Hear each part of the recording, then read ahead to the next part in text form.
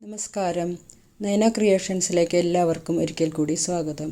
ഇന്ന് ഞാൻ ഉണ്ടാക്കാൻ പോണത് ഒരു ചിക്കൻ ബിരിയാണിയാണ്. അപ്പോൾ ചിക്കൻ ബിരിയാണി പല രീതിയിൽ ഉണ്ടാക്കാം. അപ്പോൾ ഞാനിന്ന് ഉണ്ടാക്കുന്ന രീതി ഒന്ന് കണ്ടു നോക്കിക്കോളൂ. അപ്പോൾ എൻ്റെ ഈ ചാനൽ സബ്സ്ക്രൈബ് ചെയ്യാത്തവരുണ്ടെങ്കിൽ ഒന്ന് സബ്സ്ക്രൈബ് ചെയ്തോളൂ. ബെല്ലൈക്കണും ഓളെന്നുള്ള ഓപ്ഷനും കൂടി ഒന്ന് മറക്കാണ്ട് പ്രസ് ചെയ്യണം കേട്ടോ. ഇപ്പോൾ ബിരിയാണിക്ക് വേണ്ടിയിട്ട് ഞാനിവിടെ ബസ്മതി റൈസാണ് എടുത്തിട്ടുള്ളത്. ഇത് 2 ഗ്ലാസ് അരിയാണ് എടുത്തേക്കുന്നത്. 1/2 കിലോ ഉണ്ട്. ഇത് നന്നായി കഴുകിയിട്ട് അരമണിക്കൂർ നേരം കുതിരാൻ വയ്ക്കണം. കുറച്ച് മസാല: വെളുത്തുള്ളി, ഇഞ്ചി അരച്ചത്, പച്ചമുളക്, ബേ ലീവ്സ്, തക്കോലം, പട്ട, ഏലക്ക, ഗ്രാമ്പു, ജാതിപത്രി. പിന്നെ വേറെ കുറച്ച് മാറ്റി വെച്ചിട്ടുണ്ട്: ഏലക്ക, തക്കോലം, ഗ്രാമ്പു, പട്ട. ഒരു ബേ ലീവ്സും കൂടെ ഇതിൻ്റെ കൂടെ വയ്ക്കും. ഇത് ചോറ് വയ്ക്കണ വെള്ളത്തിലിടാനുള്ളതാണ്. പിന്നെ കുറച്ച് ചിക്കൻ വയ്ക്കുമ്പോൾ അതിൻ്റെ കൂടെ ഇടാനുള്ള മസാലയാണ് ഇപ്പോൾ എടുത്ത് വെച്ചിട്ടുള്ളത്. 1/2 കിലോ ചിക്കനിൽ മഞ്ഞൾപ്പൊടി, മുളക് പൊടി, മല്ലിപ്പൊടി, ഗരം മസാല, പിന്നെ കുറച്ച് വെളുത്തുള്ളി ഇഞ്ചി പേസ്റ്റ്, കുറച്ച് ചെറുനാരങ്ങ നീര്, ഉപ്പ്, ഇതെല്ലാം കൂടി പുരട്ടി വെച്ചിട്ടുണ്ട്. ഇനി ചിക്കൻ റെഡിയാക്കാൻ വേണ്ടിയിട്ട് ഒരു പാത്രം അടുപ്പത്ത് വെച്ചിട്ടുണ്ട്.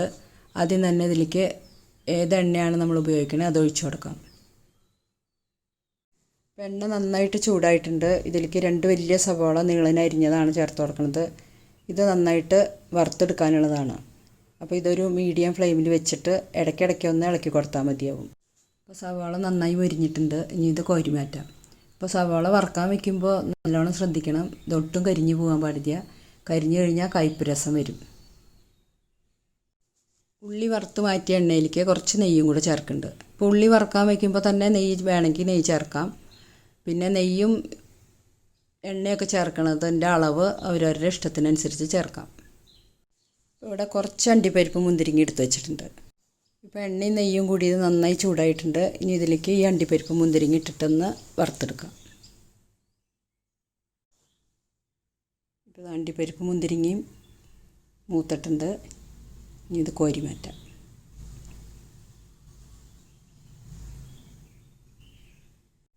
ഈ എണ്ണയിലേക്ക് നമ്മൾ മുമ്പേ എടുത്ത് വെച്ചിട്ടുണ്ടായിരുന്നല്ലോ ആ മസാലകളൊക്കെ ഒന്ന് ചേർത്ത് കൊടുക്കാം. ഇതെല്ലാം ചേർത്തിട്ട് മീഡിയം ഫ്ലെയിമിൽ വെച്ചിട്ട് 1 മിനിറ്റ് നേരം വഴറ്റി കൊടുക്കാം. ഇപ്പോൾ മസാല നന്നായി മൂത്തിട്ടുണ്ട്, നല്ല മണം വരുന്നുണ്ട്. ഇനി ഇതിലേക്ക് 2 പച്ചമുളക് അരിഞ്ഞതും 2 വലിയ സവാള അരിഞ്ഞതും കൂടെ ചേർത്തിട്ട് നന്നായിട്ട് വഴറ്റി കൊടുക്കാം. വെളുത്തുള്ളിയും ഇഞ്ചിയും അരച്ചത് 1 ടേബിൾ സ്പൂണ് ചേർത്ത് കൊടുക്കുന്നുണ്ട്. ഇപ്പോൾ ഈ സവാള ഇടുന്നതിന് മുമ്പ് വേണമെന്നുണ്ടെങ്കിൽ ഈ വെളുത്തുള്ളി ഇഞ്ചി അരച്ചത് ചേർത്തിട്ട് ഒന്ന് വഴറ്റിയതിന് ശേഷം സവാള ചേർത്ത് കൊടുത്താലും മതി. ഇനി ചിക്കൻ്റെ മസാലയ്ക്ക് വേണ്ടിയിട്ട് 1/2 ടീസ്പൂൺ കുരുമുളക് പൊടി, 1 ടീസ്പൂൺ മുളക് പൊടി, 2 ടീസ്പൂൺ മല്ലിപ്പൊടി, 1 ടീസ്പൂൺ ഗരം മസാലപ്പൊടി, ഇത്രയും സാധനങ്ങൾ എടുത്ത് വെച്ചിട്ടുണ്ട്. ഇപ്പോൾ സവാള ഒക്കെ വഴന്ന് വന്നിട്ടുണ്ട്. ഇത്രയും വഴറ്റിയാൽ മതി. ഇത് നന്നായിട്ട് മൊരിയേണ്ട ആവശ്യമൊന്നുമില്ല. ഇനി ഇതിലേക്ക് എടുത്ത് വെച്ചിട്ടുള്ള പൊടികളാണ് ചേർത്ത് കൊടുക്കുന്നത്. അപ്പോൾ മുളക് പൊടിയും കുരുമുളക് പൊടിയൊക്കെ ചേർക്കണ സമയത്ത് നമ്മൾ ആദ്യം ചിക്കനിൽ കുറച്ച് മുളക് പൊടിയൊക്കെ പുരട്ടി വെച്ചിട്ടുള്ളതുകൊണ്ട് അതും കൂടെ കണക്കാക്കിയിട്ട് വേണം മുളക് പൊടിയും കുരുമുളക് പൊടിയും ചേർക്കാൻ. അരി അരമണിക്കൂർ കുതിർത്തിയതിന് ശേഷം വെള്ളം വാരാൻ വേണ്ടി വെച്ചിട്ടുണ്ട്. ചോറുണ്ടാക്കാൻ വേണ്ടിയിട്ടുള്ള വെള്ളം തിളപ്പിക്കാൻ വെച്ചിട്ടുണ്ട്. 2 ഗ്ലാസ് അരിക്ക് 2.25 ഗ്ലാസ് വെള്ളമാണ് വെച്ചിട്ടുള്ളത്. ഇതിലേക്ക് 1 ബേ ലീഫ്, 1 കഷ്ണം പട്ട, 2 ഏലക്ക, 4 കരയാമ്പൂവ്, 1 കഷ്ണം തക്കോലം, ഇത്രയും സാധനങ്ങൾ ഇടുന്നുണ്ട്. ഇനി ഇതിലേക്ക് 2 പുതിന ഇലയും കൂടെ ചേർത്ത് കൊടുക്കുന്നുണ്ട്. കൂടുതൽ വേണമെങ്കിൽ കൂടുതൽ ചേർക്കാം. ഇപ്പോൾ ഉള്ളി വറുത്ത് മാറ്റിയ എണ്ണയിൽ നിന്ന് കുറച്ച് എണ്ണയും കൂടി ഇതിൻ്റെ കൂടെ ചേർത്ത് കൊടുക്കുന്നുണ്ട്. ഇനി ഇതിൻ്റെ കൂടെ വേണമെന്നുണ്ടെങ്കിൽ കുറച്ച് നെയ്യും കൂടി ചേർത്ത് കൊടുക്കാം. ഇനി ഇതിൻ്റെ കൂടെ വറുത്ത് മാറ്റി വെച്ചിട്ടുള്ള സവോളയിൽ നിന്ന് കുറച്ച് ചേർത്ത് കൊടുക്കുന്നുണ്ട്. ഇനി ഇതിലേക്ക് 1/2 മുറി ചെറുനാരങ്ങ നീര് ചേർത്ത് കൊടുക്കാം. ഇനി ഈ വെള്ളം തിളപ്പിക്കാൻ വേണ്ടിയിട്ട് ഇതൊന്ന് അടച്ചു വയ്ക്കാം.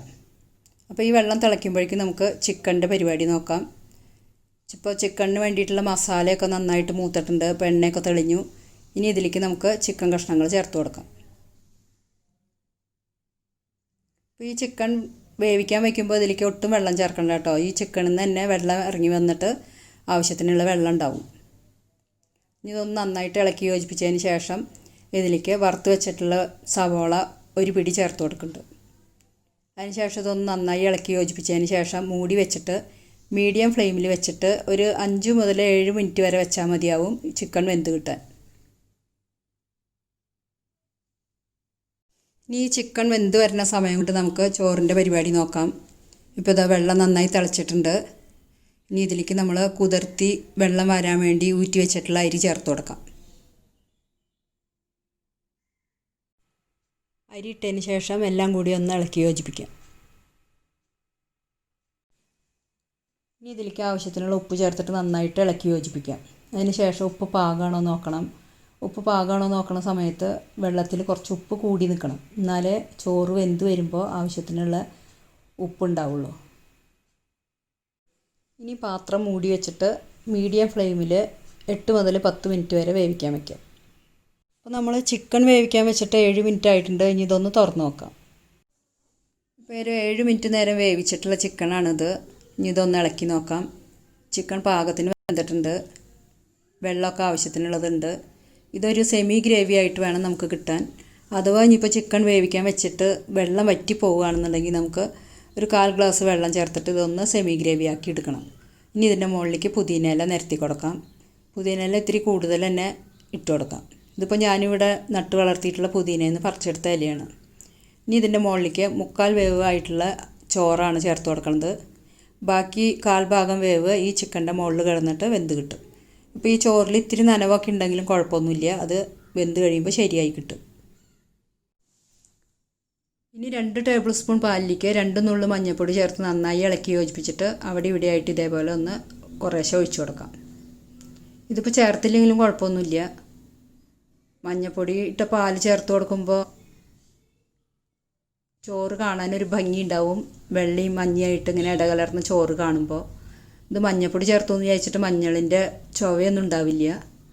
ഇനി ഇതിലേക്ക് വറുത്ത് വെച്ചിട്ടുള്ള അണ്ടിപ്പരിപ്പും മുന്തിരിങ്ങയും ഉള്ളി വറുത്തതും എല്ലാം കൂടിയിട്ടൊന്ന് മുഴുവനായിട്ട് ഇതിൻ്റെ മുകളിലേക്ക് ചേർത്ത് കൊടുക്കാം. അപ്പോൾ ഈ ഉള്ളി അണ്ടിപ്പരിപ്പും മുന്തിരിങ്ങയൊക്കെ അവസാനം ഓഫ് ചെയ്തതിന് ശേഷം ഇതിൻ്റെ മുകളിലേക്ക് ചേർത്ത് കൊടുത്താലും മതി. ഞാനിപ്പോൾ ഇവിടെ മുമ്പേ ചേർത്ത് കൊടുക്കണമെന്നേ ഉള്ളൂ. അതൊക്കെ നമ്മുടെ ഇഷ്ടത്തിനനുസരിച്ച് ചെയ്യാം. ഇനി ഇതിൻ്റെ മുകളിലേക്ക് കുറച്ച് നെയ്യ് ഒന്ന് അവിടെ ഇവിടെ ഒന്ന് കുറേശ്ശെ ഒന്ന് ചേർത്ത് കൊടുക്കാം.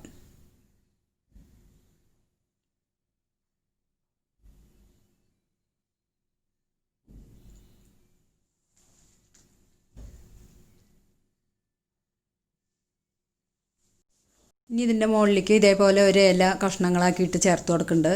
ഇതിൻ്റെ പേരൊന്നും അറിയില്ല. ഇതിന് നല്ല മല്ലിയിലയുടെ മണമുണ്ട്. ഇനി ലോ ഫ്ലെയിമിൽ 10 മിനിറ്റ് നേരം ഒന്ന് മൂടി വെച്ച് വേവിച്ചെടുക്കാം.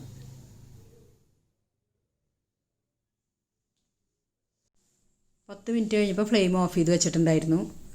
അതിന് ശേഷം ഒരു 20 മിനിറ്റ് കഴിഞ്ഞിട്ടുണ്ട്. ഇനി ഇതൊന്ന് തുറന്ന് നോക്കാം. അപ്പോൾ അടപ്പ് തുറക്കണ സമയത്ത് അടപ്പിൻ്റെ മുകളിലുള്ള വെള്ളമൊന്നും ചോറിലേക്ക് വീഴാണ്ട് നോക്കണം. ഇതിപ്പോൾ കണ്ടു, നല്ല ഉതിർന്നുള്ള ബിരിയാണി റെഡി ആയിട്ടുണ്ട്. ഒട്ടും ഒട്ടിപ്പിടിച്ചിട്ടില്ല ചോറൊന്നും. ചിക്കനിലെ വെള്ളമൊക്കെ നന്നായി വറ്റിയിട്ടുണ്ട്. നല്ല അടിപൊളി ചിക്കൻ ബിരിയാണി റെഡി ആയിട്ടുണ്ട്. അപ്പോൾ ഇതൊക്കെ എല്ലാവരും ഒന്ന് ഉണ്ടാക്കി നോക്കിക്കോളൂ. ഇത് ഇഷ്ടപ്പെടുകയാണെന്നുണ്ടെങ്കിൽ ഒന്ന് ലൈക്ക് ചെയ്തോളൂ. പിന്നെ നിങ്ങളുടെ ഫ്രണ്ട്സിനൊക്കെ ഒന്ന് ഷെയർ ചെയ്ത് കൊടുത്തോളൂ. ഇനി ഒരു സാലഡ് റെഡിയാക്കി എടുക്കാം. അതിന് വേണ്ടിയിട്ട് തൈരിൽ പച്ചമുളക്, സവോള, തക്കാളി, പിന്നെ ഞാനിവിടെ നട്ട് വളർത്തിയിട്ടുള്ള മല്ലിയിലയാണ് അരിഞ്ഞിടുന്നത്. പിന്നെ ഇത്തിരി ഉപ്പും കൂടെ ചേർത്തിട്ട് നന്നായിട്ട് ഇളക്കിയെടുത്താൽ സാലഡ് റെഡിയായി. ഇനി ഇതിൽ കുക്കുംബറും ക്യാരറ്റൊക്കെ വേണമെന്നുണ്ടെങ്കിൽ അരിഞ്ഞിടാം കേട്ടോ. ഇവിടെ ഇത് ഇഷ്ടമില്ലാത്തതുകൊണ്ടാണ് ഇടാത്തത്. അപ്പോൾ അടിപൊളി ചിക്കൻ ബിരിയാണി റെഡി ആയിട്ടുണ്ട്. അപ്പോൾ എല്ലാവരും ഉണ്ടാക്കി നോക്കിക്കോളൂ. ഇത് ഉണ്ടാക്കാൻ വലിയ ബുദ്ധിമുട്ടൊന്നുമില്ല എന്നുള്ളത് ഇപ്പോൾ മനസ്സിലായില്ലേ? എൻ്റെ ഈ വീഡിയോ കണ്ട എല്ലാവർക്കും നന്ദി, നമസ്കാരം. ഇനി അടുത്ത വീഡിയോയുമായി വീണ്ടും കാണാം. അതുവരെ ബൈ.